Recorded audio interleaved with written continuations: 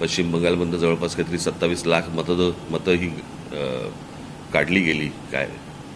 आणि आज ममता बॅनर्जींसारख्या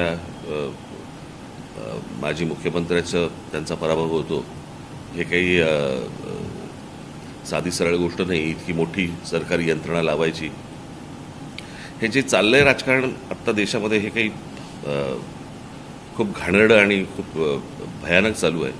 याचा फटका पुढे भविष्यात भाजपाला मिळणारच आहे. तो म्हणजे असं काही तो कोण राहत नाही त्याच्यातनं. मुळात सत्तेचा अमरपट्टा कोणी घेऊन आलेला नसतो.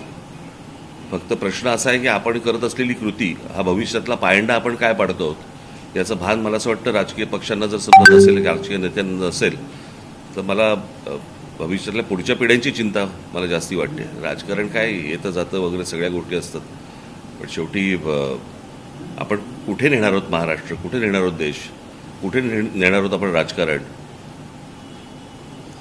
आणि खूप गलिच्छ जे आता काय महाराष्ट्रात पण जे काय फोडाफोडीचं सगळं राजकारण सगळं सुरू आहे आता,